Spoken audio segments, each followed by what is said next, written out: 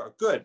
Welcome everybody to the reconvened budget hearings for today, which is Tuesday, December the 9th at 1:36 p.m. Today we have the Department of Human Resources and Civil Service. We are joined by our director, Janet Manuel. But first we have our council budget director, Bill Urbanek, to give us a brief overview. So Bill, you have the floor. Thank you, Councilman Kraus, and welcome, Director Manuel. We're here to speak about the Department of Human Resources and Civil Service. The mission of the Department of Human Resources and Civil Service is to enable the city of Pittsburgh to meet its employment initiatives by providing skills and expertise in the areas that are imperative to successful business operation.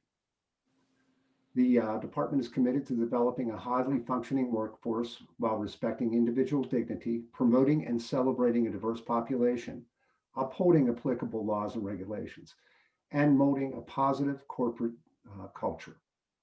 The department has several different service areas.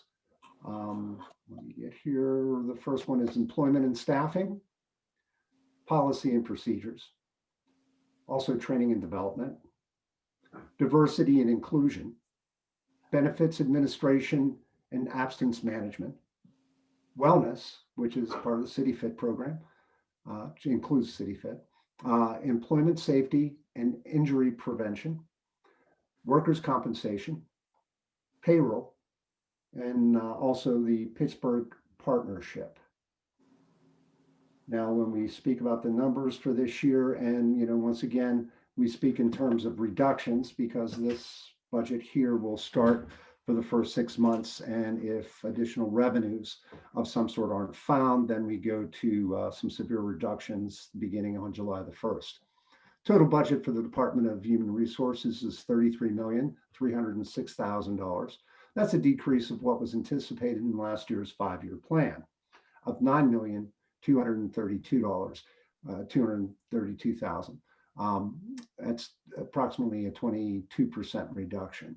The total department budget, not including healthcare, benefits, and summer youth employment, is $4,544,000. That would be literally the operating portion of that budget. Total full-time positions, 31, which is a reduction of 6 positions. And as we said, I mentioned earlier, many of these positions were vacant. Reduction in the first 6 months of the year. 1 of 6 human resource business partners eliminated. 1 of 2 benefits and wellness coordinator positions eliminated.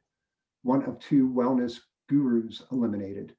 And 3 of 6 human resource specialists eliminated.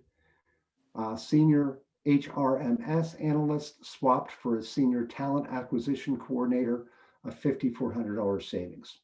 Non-salary and non-benefit expenditures were reduced by $629,000 or 19% from what was anticipated in that 5-year plan. Those items include computer maintenance for Ceridian, was reduced by $117,000. Medical fees for UPMC drug tests reduced by $100,000. Professional services related to police recruit testings reduced by $92,000.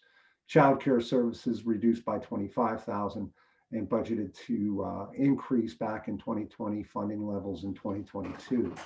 In-person job fair recruiting was reduced by $80,000, partially offset by a $20,000 increase in job advertisements.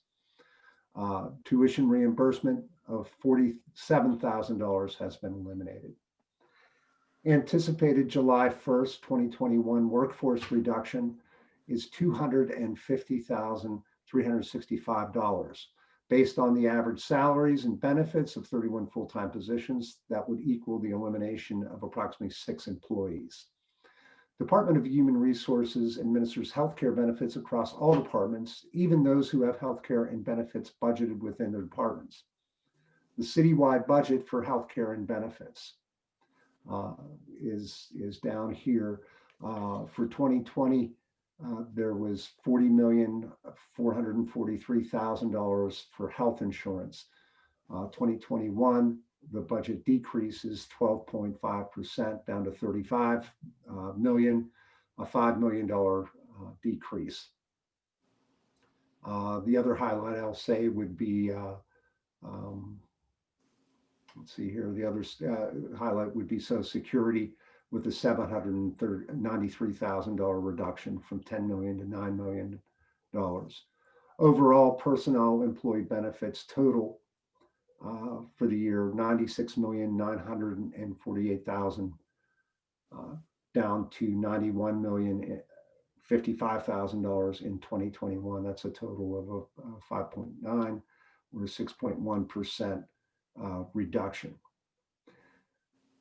There are two capital budget line items for human resources. The first is the neighborhood employment centers. There's $150,000 in community development block grants. That's the same amount as is budgeted in prior years.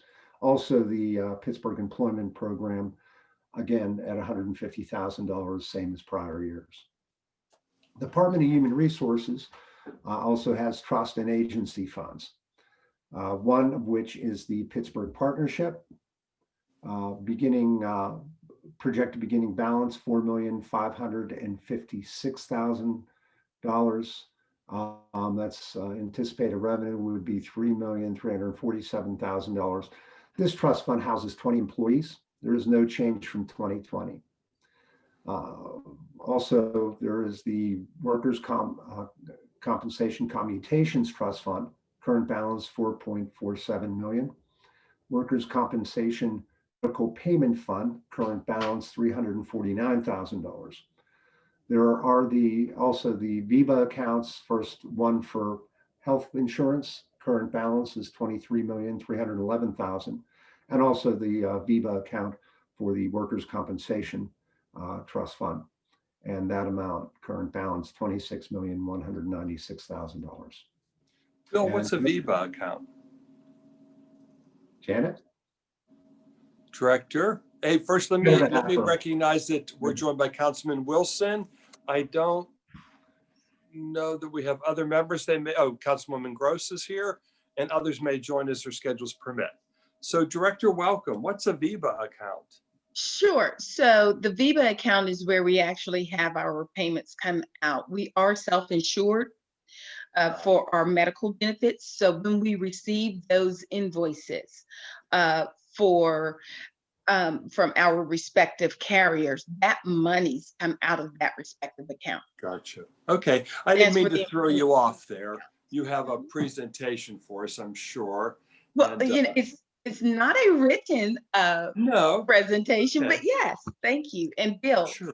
Thank you so much for the summary. And sure, again, I'm Janet Manuel. I'm the head of Human Resources. I'm the Director of HR and Civil Service and D&I and EEO officer for the city of Pittsburgh. So it gives me great pleasure to sit before City Council to speak to you about the budget for this respective department.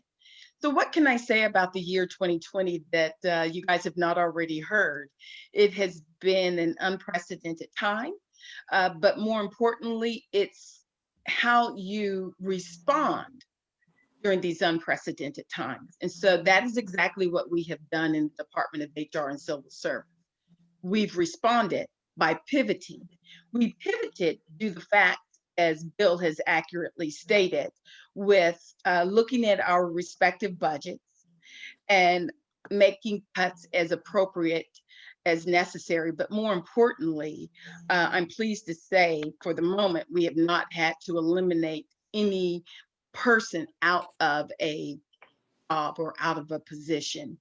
So those 6 respective positions that Bill referenced earlier, what I had done was when they became vacant in the Department of HR and Civil Service, I purposely did not fill them, understanding that we were under budget constraints. And thankfully, we were able to utilize those to help us address some of the budget deficit that we face as a city and as a department. But let me go back to what I stated, and that is that the Department of HR, we responded, but we also pivoted. Pivoted in the fact that we really worked closely with our Department of Innovation and Performance to help us catapult a lot of things more online, such as a lot of our staff are now having to work remotely, where they can have access to their biweekly payroll report that shows what their payroll statement actually is. They have the access to that online.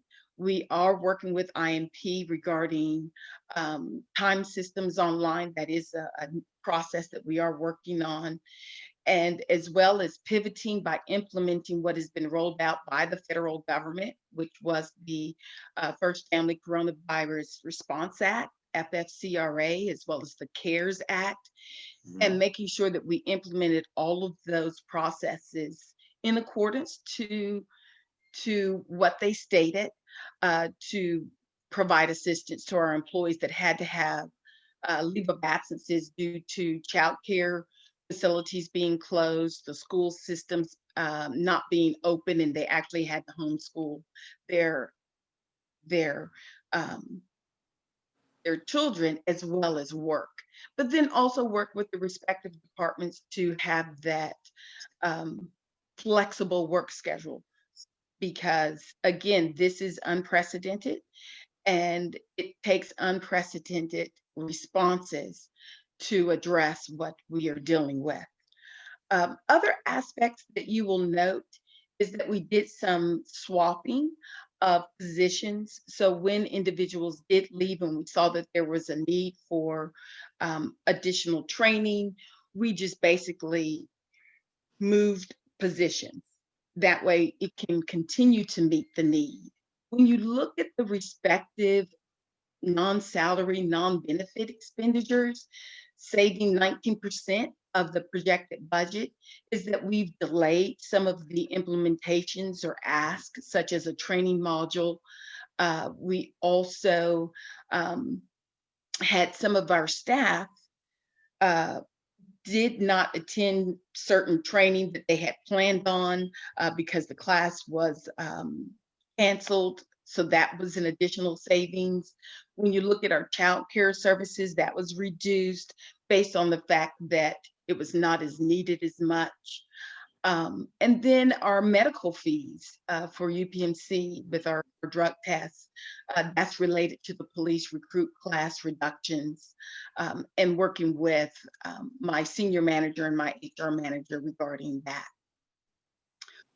Also, for this respective department, we continue to make strides in our unemployment compensation, reducing that amount, as well as our workers' compensation. We, again, are also self-insured for that. So we work very closely with Rulis and Bagecchia, which is the law firm, to help the city of Pittsburgh identify what claims that can be settled for a cost that is appropriate.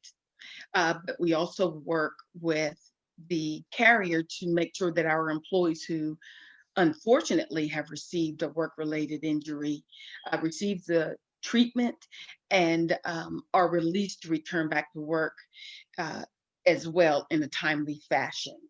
So I'm very pleased on the savings that we've been able to do, on the pivoting that we've been able to do. When you look at the capital and CDBG budget, very pleased to be able to work with Madam President Kell Smith on the implementation of her neighborhood employment center, as well as maintain the opening of the other neighborhood employment centers and all the different districts under the different council members. And then continue, implementing the summer learn and earn program as we partnered with Partner for Work on that as well. So again, it's been a year that has been challenging, but I'm very happy to say that we were able to respond appropriately and pivot well to still continue to do what we needed to do to provide a health and wellness festival virtually that was attended by over 450 employees online, and continue to deliver that message to our employees that, wealth, having a healthy lifestyle is being wealthy as well. It's not always just a financial aspect of it. Thank you. Those are the things that we have done throughout this year for the Department of HR and Civil Service. Thanks, Director. You're welcome. We are also joined by Councilwoman Strasburger. I don't think I see other members yet at this time. Council President Kell Smith has joined us. I believe Councilwoman Gross will join us shortly.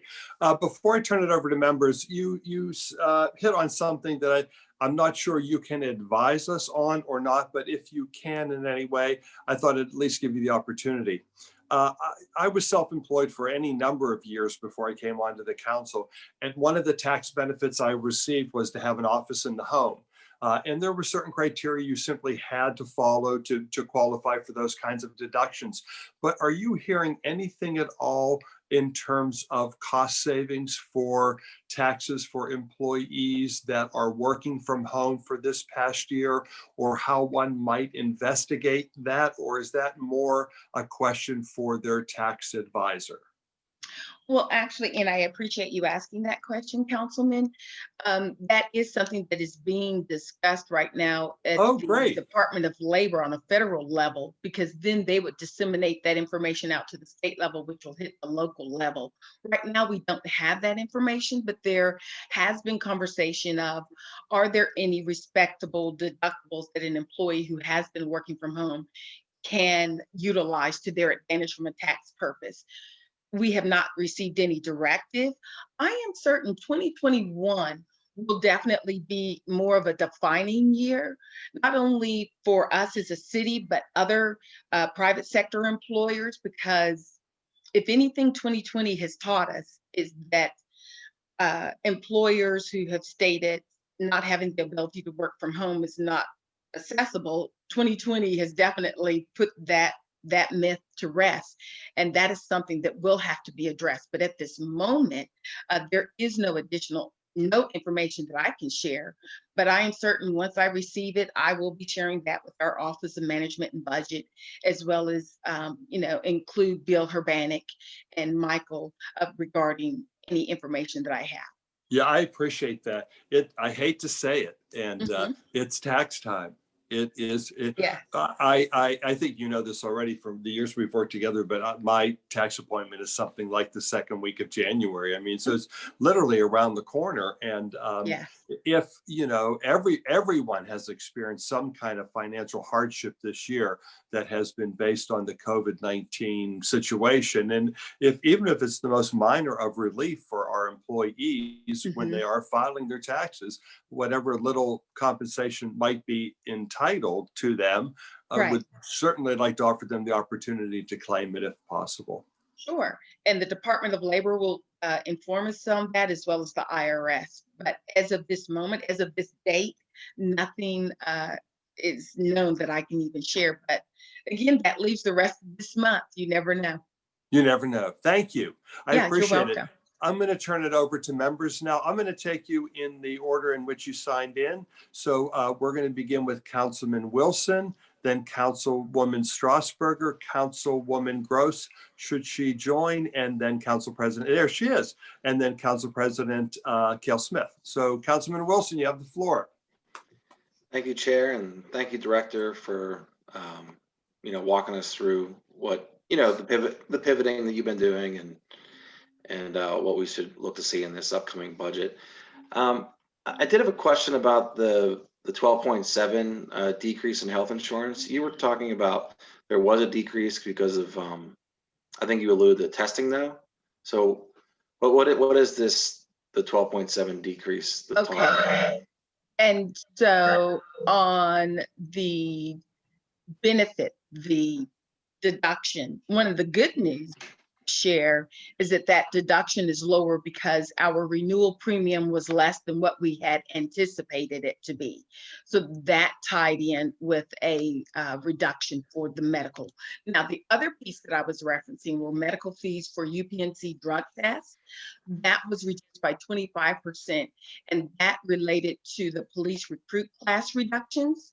So with those police recruit class deductions, we have to put inside the HR department budget the cost for us to have the drug test. And since we reduced the police classes, that also, it kind of has like a domino effect on all the other procedures or aspects that go along with a police recruit class. So there's 2 points. One is the police recruit class for the drug test reduction. And then for our general medical benefits, that premium or that dollar amount was decreased because the renewal premium was less than what we anticipated. So that means that our costs that we had endured for medical costs for certain year, when it comes time for them to look at renewing or for the outlining what our premiums would be, it was reduced due to, the amount of our expenditures were lower than anticipated. So that is good news as well. Thank you. I thought I saw that increase slightly, what people pay monthly. And so how does that, well, when you look, how does that turn out on your side? Well, there's actually, so when you look at it in the total, so for this year, we had the 90-20 plan. The premium increased, but when you look at it as the overall total amount, it was lesser. So when individuals our employees actually enrolled in the 80-20 plan, that premium was lesser, which also helps us with the reduction. Okay. Well, thanks for clarifying that. You're welcome. And so what's your estimated time on when there will be the online timekeeping? I know you are a fan of it. Am I able to, I already said it. So I have a meeting this week with Ceridian and some of my staff, as well as the IT department, the IMP department, to review that. And we are looking to implement that hopefully in the first quarter of 2021. And so that should make the processing of payroll a lot easier. So for like exempt staff, such as yourself, sir, your time would automatically populate into the time system. And the only time that your respective timekeeper would have to make any change is if you utilize a vacation day or a personal day. But otherwise, your 80 hours would be populated into the system. And then when it's time for your respective timekeeper to approve the timesheets, it's just a click of the button. Yes, I know we've talked about a possible online portal for employees and what that looks like. And, so when, to include how people can get on and look at their healthcare, to look at, to sign, like basically renew. I can't remember what that process is called. Every year. Well, we hope. So what I had to do for this year as part of the cost savings is that we had to eliminate the module that is called the benefits module. That will not be implemented yet. But once it is, what you're referencing, Councilman, is correct. It's more of a self-service portal that you're referencing, that employees will be able to actually do their open enrollment online. And they will be able to log on and see all of their benefits that they're enrolled in. They'll be able to make changes for their beneficiaries online. Also, they will be able to view, to what Councilman Kraus stated earlier, they'll be able to, will still legally by IRS regs have to mail the W-2 forms, but I mean, then you can actually go online and pull it up yourself and have access to it. But that is the self-service portal. And so we hope that within the next several years that will be rolled out in its totality. So right now we're doing it in increments based on the respective budget constraints. We're getting there. Eventually, we will have the full self-service portal. Absolutely. Yes, I think there's so much to come from that. Even trainings that employees would, everyone has their login and this, kind of portal, employee portal, and they can get so much done, but then also understand even where the retirement is and everything. Yes. Absolutely. So Announce- self-service announcements. Yeah. You are correct. It really is a beautiful thing. Mm. And so we're emulating it a little bit by implementing the fact that you can go on and print off your own biweekly pay stub. Because by law, every employer has to make it accessible. So to reduce costs, it's no longer being printed, but you'll be able to go online and review it at any time. And so earlier this year, when we rolled that out, one of the employees was able to just pull it up on their phone because they were at, a certain company and they needed that information right there. Well, thank you for working on that, because that's something I really have seen in the past in prior employment and really took advantage of in prior employment. And, yes, and I remember our conversation when you started earlier this year and you met with our department. That was one of the first things that you made known, that was your expectation of the Department of HR and Civil Service, bring in self-service, and we are working on it, I promise. Yeah, no, I appreciate that. I'm curious how that looks, for instance, timekeeping, how that looks in more of the jobs that are like our DPW jobs, or I'm not sure how that check-in, that process works on that side. I don't know if there will be a laptop set up where everyone would like do their time, or would they still be swiping? How do you see that? Sure. For the staff that work within an office setting and have access to a computer, they will be able to log on to their system. For our outward-facing employees, such as DPW, they will actually, because they have to go into the respective area every day before they start their shift, they will actually have a time clock. And then that is how they will clock in and out. But for the rest of us, which is majority of the other staff, will be able to log online. There's also the capability that the application can be downloaded on the city cell phone.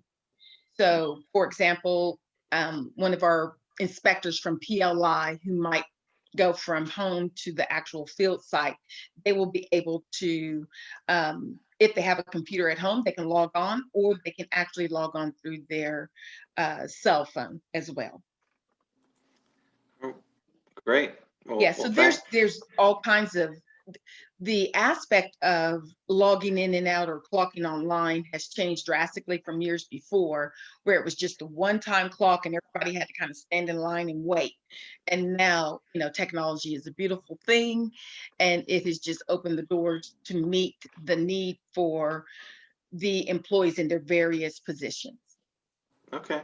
And last question, where would I find that line item for the funding that we're gonna put towards or authorize eventually in this upcoming budget to get to that timekeeping or portal? Sure. Now, that here is the nice thing for the online system. Once City Council, you guys had already approved the agreement for Ceridian Dayforce in the city to work together for the payroll aspect. That information, I don't believe you were a council member at that time, sir. That information on the time clocks was already included and approved by City Council. So we are just working with that approval that you had given us, and now we're working to implement it. Okay. And the portal that we talk about, the employee portal? Yeah, the self-service for the benefits, that actually is listed under the budget of INP. Okay. Not specifically for HR. What would be listed under HR is the training module budget, which currently is postponed, but that's the one for the online training that you were referencing to go and register for different classes. That would be listed under my budget for the HR department. And then for the benefits model, that actually would be under the INP department budget. All right, great. Thanks. You're welcome. And thanks for your time. You're welcome. I have no further Councilman. questions, Chair. Thank you. Yep, thank you, Councilman. Councilwoman Strasburger. Thank you, Mr. Chair. Thank you, Director Manuel, for being here and for your explanation of the current budget situation in the 2021 budget. And my apologies for missing a little bit of your presentation. I wanted to see if there are any lessons learned from the way that we have been approaching police recruitment to the rest of the staff citywide.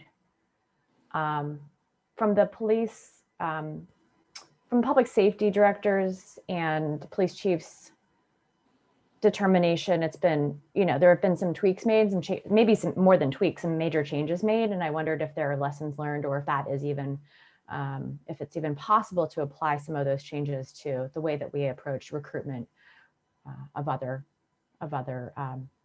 positions.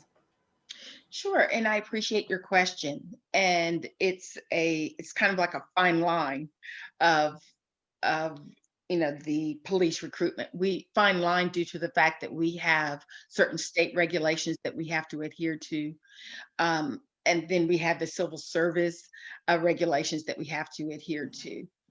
So one of the things that I reflect on is my conversation earlier with Councilman Kraus and community leaders who I met with earlier this year after the civil unrest started in May of this year. And they were very honest and transparent with their concerns, but also on the flip side, very transparent and honest with what they thought could be done better. And so what I did as the head of this department was, one, I listened more than I spoke, which some of my staff might find that interesting because I do talk a lot, but I listened more than I spoke, and I did take copious notes. And so the lessons that I've learned from a police recruitment is, as we, the Department of HR and Civil Service, work with public safety under Director Hisrick, is to look at our respective processes. And just because things have been done the same for quite some time, it is incumbent upon us to challenge it appropriately. And where changes can be made, then for the better, then let's work together to make those improvements. That is a lesson learned for me. So what I'm doing with my staff is looking at the civil service regulations, looking at what the state requirements are, and then are there opportunities for us to make improvements? And if there are, for the better, let's work toward that. That's my lesson learned. So I cannot articulate for you at this moment, Councilwoman Strasburger, what those changes could be. I don't have any information in front of me, but I will get back to you to say, here are some things that we have, and then we'll not only share it with you, but as well as the rest of the city council members for that. Thank you. I appreciate that. And that wasn't the answer I was expecting, because I had heard one of the biggest changes was something around a rolling recruitment schedule versus what it was previously. But that was incredibly helpful to know that you were, part of those conversations, and that you are continuing to evolve in different ways. And in fact, I would love to continue the conversation. Absolutely. I have actually a really interesting proposal from a grad student at Heinz College at Carnegie Mellon around some of the red flags that we can look out for in terms of public safety recruitment and some other issues there. So I'd love to continue that conversation. Sure, absolutely. Is there something about the timing of, I don't exactly remember the details of it, but some sort of rolling recruitment? Continuous recruitment? Continuous recruitment. And is that something that could also be applied to civil service positions, or no, does it not apply? Well, actually it is. When I joined the city in January of 2017, we implemented what is known as a citywide recruiting schedule, which means we actually advertise monthly, whether it's via social media. At that time, we were attending in-person career fairs, or we would actually turn community events into quasi-career fairs where we would have, McGruff the dog interacting with the children, but then HR would be interacting with the parents or the aunts and uncles and informing them about respective career openings within the city. That continual recruitment started in 2017 when I started, and it continues. So if I didn't reference it, in my mind, it was like, oh, we've always been doing that, but that is still continuing. No, we've had to change it a little bit due to COVID and do virtual, but still tweeting about our career openings or on Facebook or on LinkedIn. We just had to pivot on how we actually showcased everything. But the continual recruitment has always been done, and it continues. So in 2021, we will continue with that, even though our recruitment budget has been decreased. It's just the fact that we just have to get a little bit more creative and then keep our name, the city of Pittsburgh name, out there in the forefront of everyone's mind. We also have developed great partnerships and working relationships with Partner for Work that gives us that different avenue as well. And then they help us when they have different, monies or grant monies or whatever to help us. Excellent. Yeah. Okay. Well, that was my only question for now. I look forward to my colleagues' questions for you. Sure. And I'll even follow up with your office and just set up some time for myself and you. And then I'll even include my senior manager and HR manager to continue the conversation on police recruitment and listen to the ideas that have been shared with you. Okay. Excellent. Thank you, Director. Okay. Thank you. Thanks, Councilwoman. Councilwoman Gross. Thank you, Mr. Chair. Director, it's good to see you. Hello. How are you today? I'm good. I was about to call you my DEC peer. I know, exactly. We spend time together for our other colleagues and for the Public Information on the Gender Equity Commission.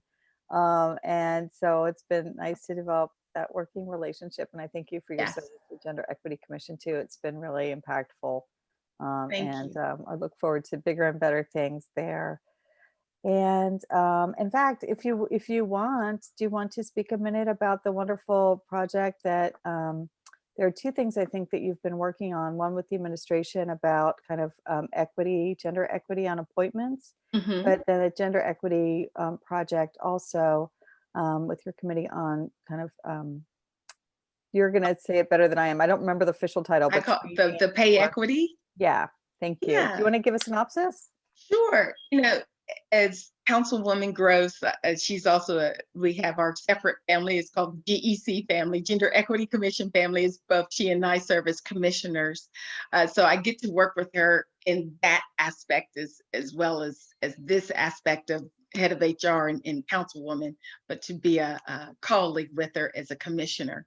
So there have been several great things that have been rolled out on a subcommittee that I've had the opportunity to serve on. And we just had our soft rollout just in the month of November, on November 18th, where we announced our partnership with AAUW. As we all know, that women, unfortunately, are paid less than men, and Black and brown women are paid even lesser. And so what we had done, there was a calculation created by our chair, Dr. Jesse Ramey, where it calculated out that it takes from what a white male makes in the year 2019, that it took until November of 2020 for that Black and brown woman to actually make the average amount. And so that's when we declared November 18th as Pittsburgh Women's Pay Equity Month, but also rolled out the implementation of the platform with our partnership of AAUW, the American Association of University of Women, where it's the platform where we do free training to help women with their negotiation skills, help women know how to ask for their fair payment when they go for an interview, how to ask for a promotion, how to prepare themselves for promotions. So that way we can eliminate this respective pay gap. As far as making sure that the city of Pittsburgh has more equity in hiring women and minorities, that continues to be on the forefront for the Department of HR, as the mayor had appointed me EEO and Diversity and Inclusion Officer. And so there was an article out, I think it was tweeted just last month as well, that majority of the women, the commission or board attendees or members are females under the city of Pittsburgh, and that we have a high population of females in leadership roles within the city. So that, again, is near and dear to my heart. And I'm just glad just to be a part of this great opportunity to continue to roll it out. Thank you for your work and your leadership on both of those fronts. We look forward to seeing those positive outcomes. So I have been asking each director, and I just wanted to give you a chance in looking at the memo that Bill Urbanek has in front of us and that he presented earlier here.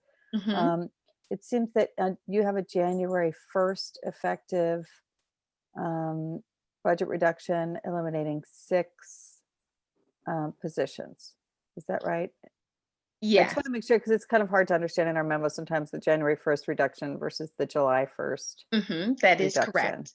Yes. Okay. And I heard you talk about your work in 2020, but I didn't hear you talk about how these reductions might impact your service delivery for 2021.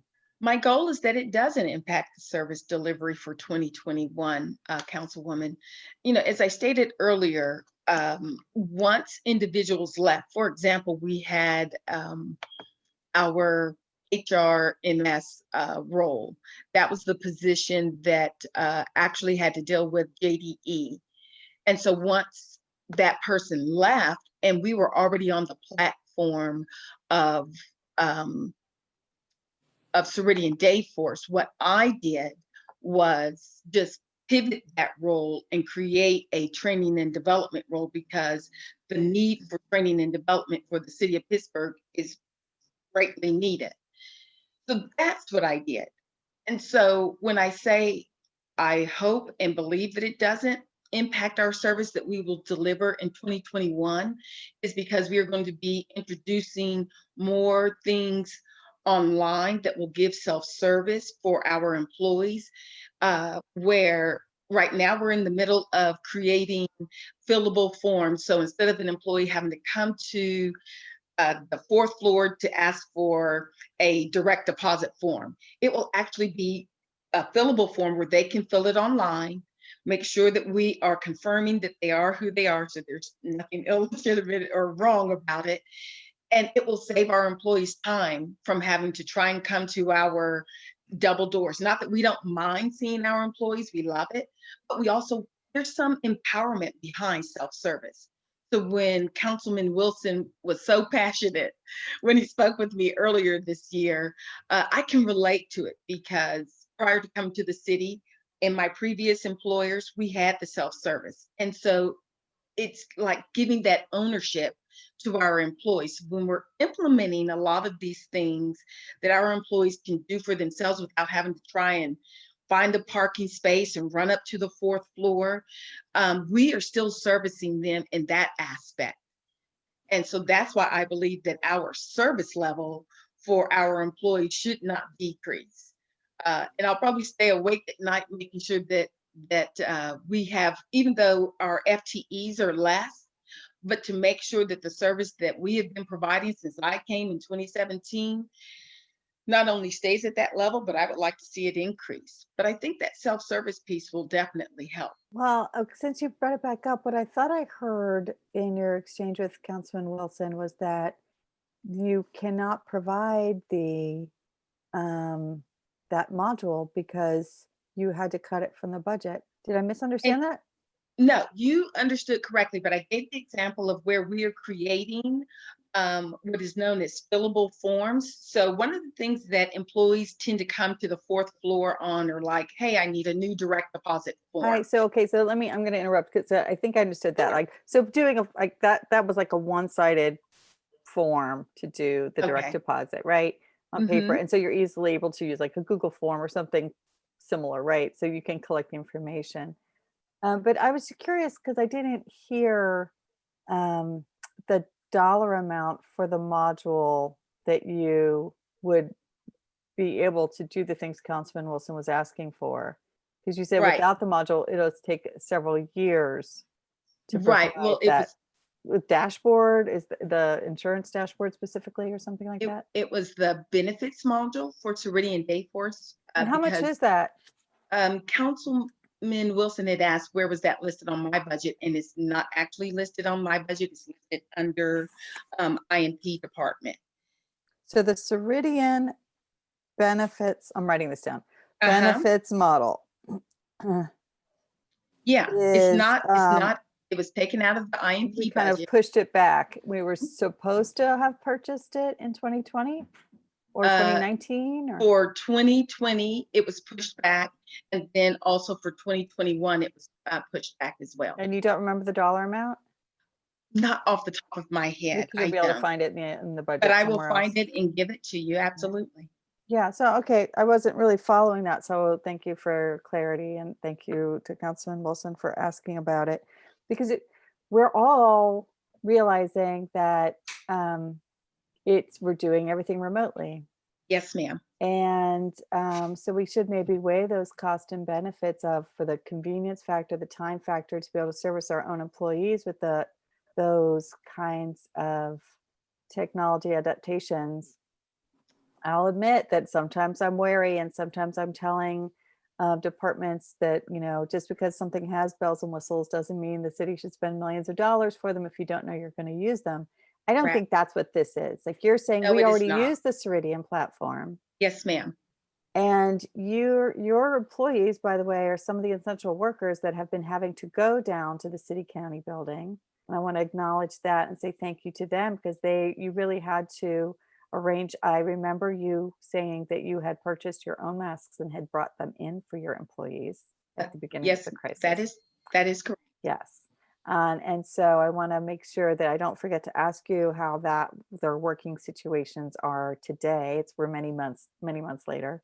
But that also, even though it didn't seem like a good idea when we were all working in person in real life, and seemed like an addition that we know we can deploy, and we know that we wanted it. Yes.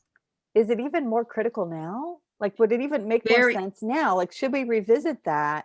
I would appreciate it if it is revisited. I do understand the reason why the ask was to take it out of the budget due to the financial cash flow, right? We have to really worry about cash flow. How much revenue is coming in for what we're actually going to spend aside from annual budgets? There's sequencing critical. Yes, ma'am. But to your point, at that time, we're all in the building and some people may not have seen the benefit of it. But as you are hearing me explain, based on the questions asked by Councilman Wilson, absolutely it would benefit us. Would it be a cost that at this time sure may seem that we cannot afford? But I look at what is the cost, but what are the benefits from the middle range and the long-term range? That would benefit us because, as I stated, we're doing certain baby steps to implement online, but it would be even on the back end. Let's say my staff person or Councilman Wilson's staff person or a person in DPW, goes onto the module dashboard and changes something for benefits.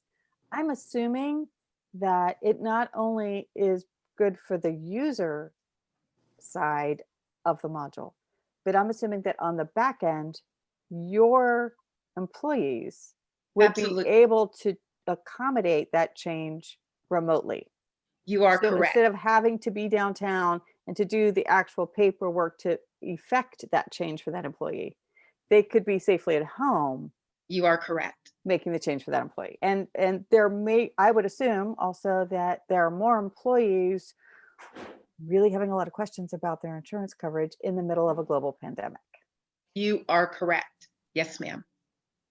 So I So will that make means, sure. does that mean like right now without it, that your employees are having to come downtown to answer those questions or make those changes for our other employees?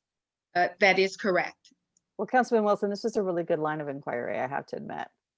And maybe we should look and see how much that module was. And so what I will do, and I apologize, I don't recall the dollar amount, but I That's will follow back up and then I will submit that to the respective council members. Right. And so if hypothetically Mhm. we looked under the couch cushions and gave you the money today, Mhm. what is the, it's not useful if it takes a year to deploy. How Um, quickly is it deployed as a module? Because the technology, so, there are technology transitions that take more than a year. That's, Right. when a department's going from entirely paper-based like PLI to, it took many years to get a lot Right. of the permitting online. We all know, right? Yeah. How quickly? So we would be able to work with Ceridian and ask them to have our open enrollment online for October of 2021 for next year. And not just open enrollment, but I thought I heard that the module is also helpful, like, you've already changed enrollment for this year, but like in January, suddenly an employee says like, oh, I want to do something. Is it useful Mhm. for them to do anything with their insurance?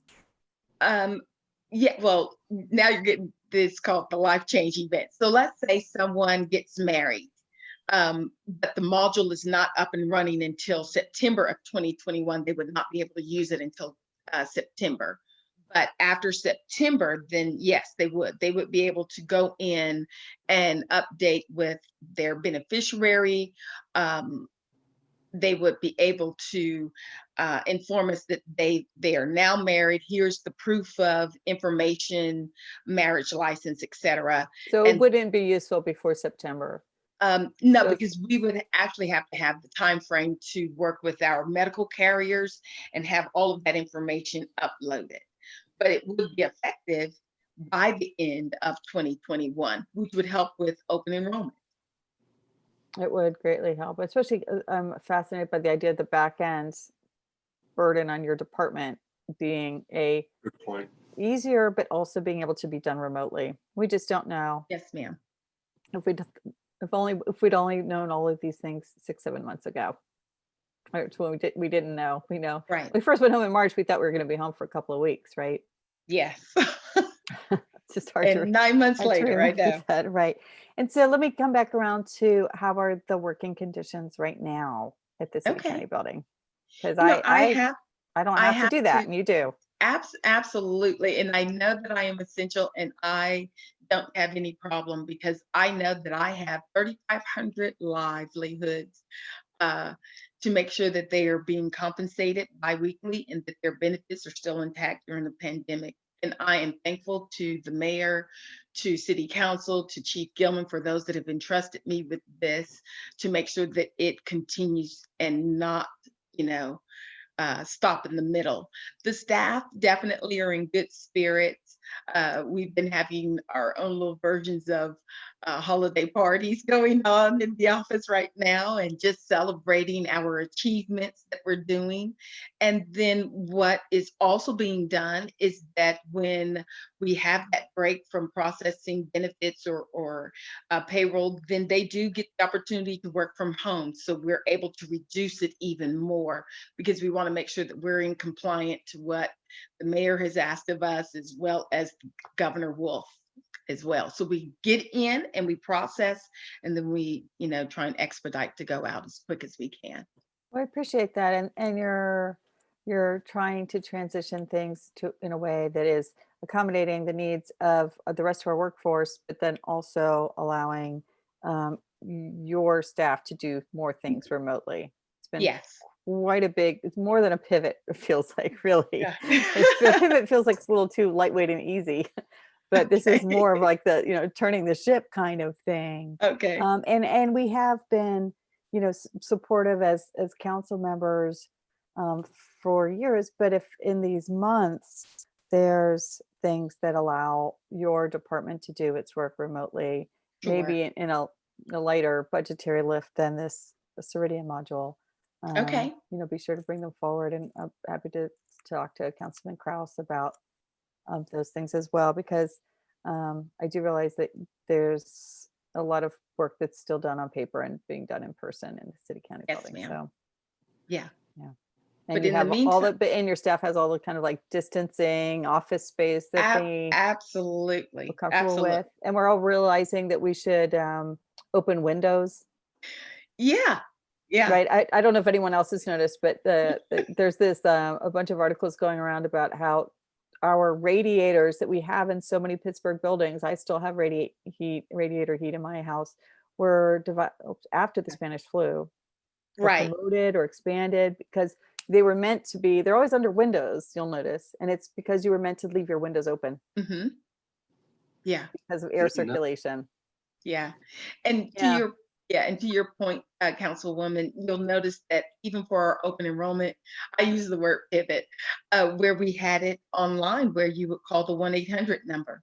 And then that actually gave our employees the opportunity to speak to a benefit coach, ask questions, find out who they've got listed, who they don't have listed as a beneficiary, or and really understand about what we call the voluntary benefits, the additional life insurance or hospitalization insurance coverage. But that was also a pivot that we did to accommodate everyone this year for open enrollment as well.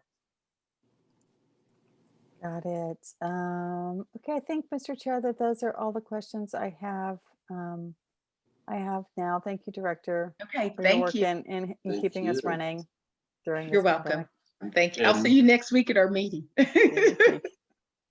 And now magically appearing in the lower left-hand corner of the screen is Council President Teresa Kill Smith. Councilwoman, you have the floor.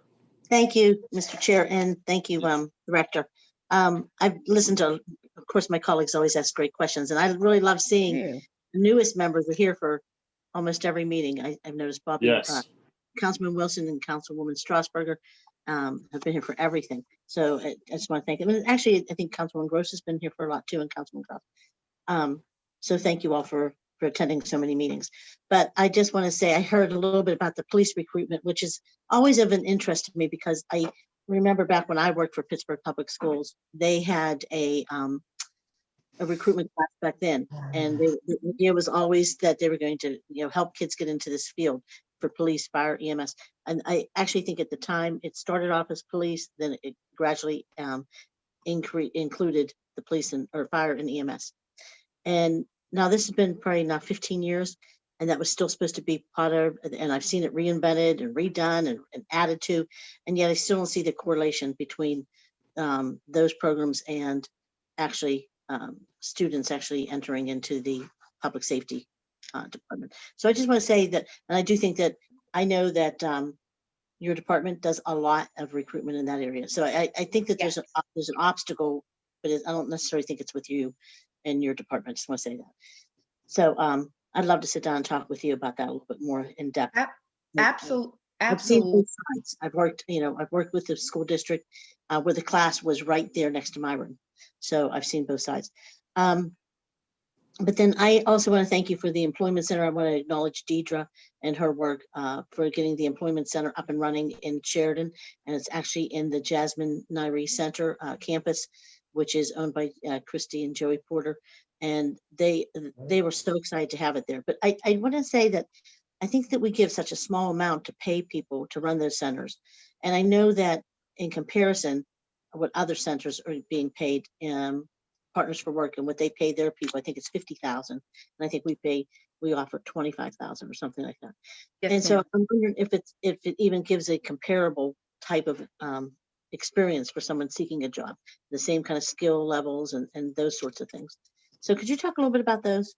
Sure, absolutely. So the neighborhood employment centers have existed for over 20 years in Greater Pittsburgh. And the beauty of them is that we had 5, now we have 6.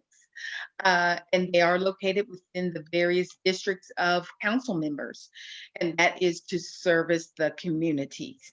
And so the whole purpose behind the neighborhood employment centers is to be an avenue and an outlet for those community members to go for resource. And the cool thing that we made the connection with when I joined in 2017 was to really push the career opportunities that the city of Pittsburgh has open.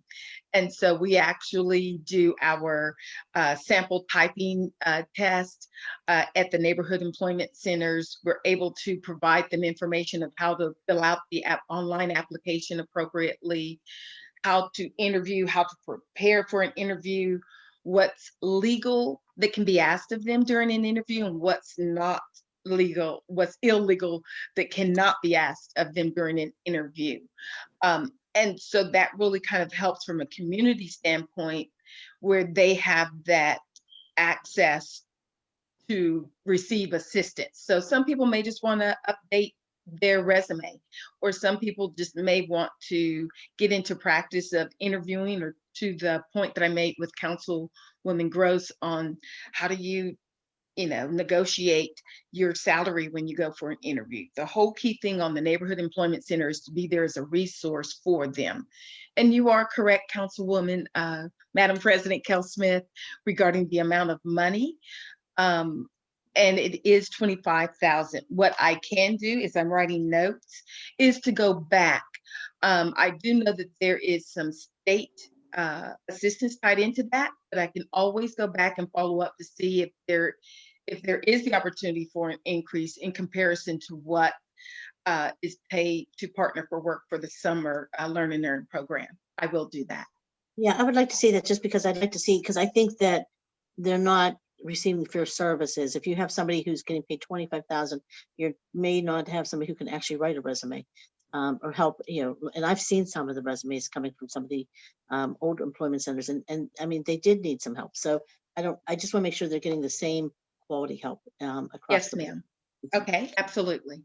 And then I just have some questions about, as you talked about preparing women for different leadership roles and positions in the city. Mm-hmm. And I just want to say that, I know in INP, we have some very talented African-American women that run that department. And I want to know, now the last time there was a white male who was hired over all those women. And I remember there was some issues at the time, but I don't remember what they were.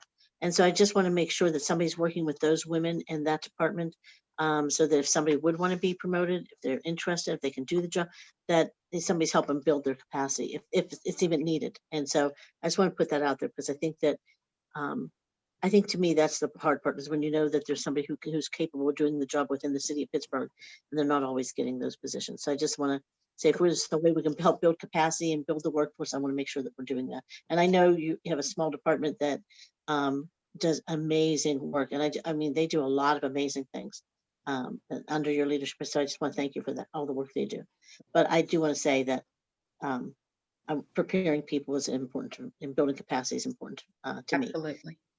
And with that said, the only other thing I really have, because I heard all the other questions, is there a policy? Do we have a discipline policy in place for technology, for like the use of cameras at a workplace, and or a GPS, and using those to discipline employees? Because I've heard over the weeks, and I don't even know if it's accurate, that different people have accused people of disciplining them according to a video, or according to some cameras that they have around, or according to their GPS and where they are. Is there a policy in place currently that's widespread for the whole city, or all the employees?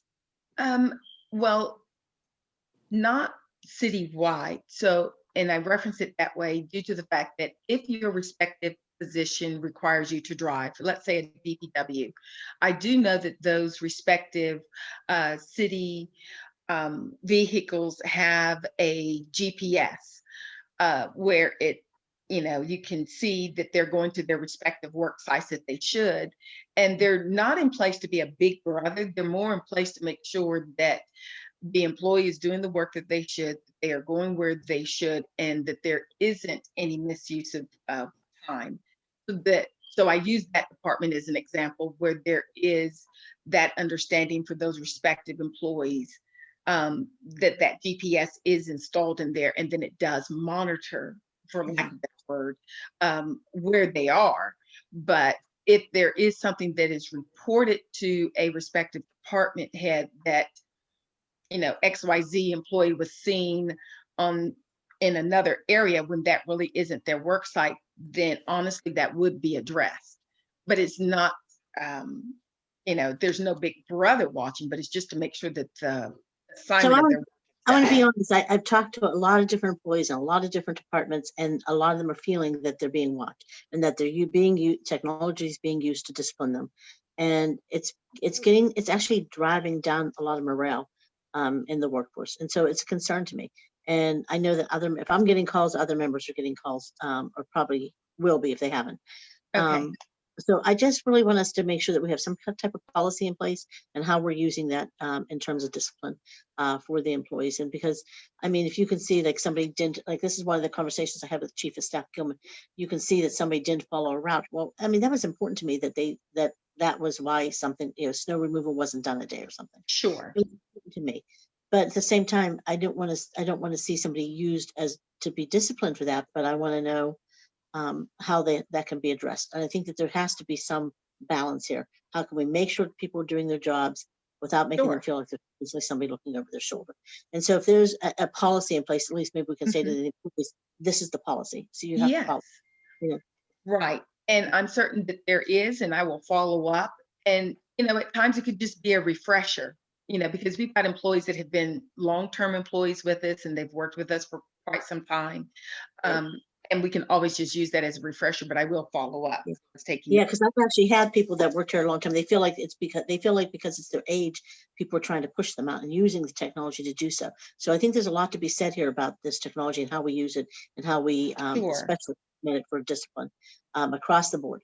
So I think that's a concern. Yeah, and I can assure that we're not using it because of someone's age or their race, but I am aware that mechanism is in place. But to your point, we can just review it with our respective employees and help them understand the process of it. And I'll follow up on that. Okay, great. And that, like I mentioned, it's GPS and the camera system. It's okay. So it's a combination. I believe like I don't know.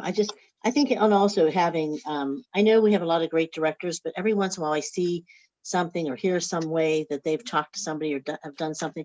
And I would hope that we would every once in a while offer refresher courses to them about how to manage their staff in a respectful way, making the employees feel valued actually delivers better results for the city and gets things done. So I just want to make sure I mentioned all that. Okay. Thank you much for director for everything you do. Be safe. Okay, thank you. I'm in the building too. I'm stopping by the party. Oh, okay. Next week is hot chocolate. So come on. I don't even bother. Thank you, everyone. Thank you, Chairman. Thank you. Thank you, Council President. Director, just a follow-up question on police recruitment. Yeah. Or police hiring, I should say. I know at the beginning of the year, the administration decided not to put on a new class of officers. I wasn't necessarily a fan of that decision. I respect their right and ability to make that decision.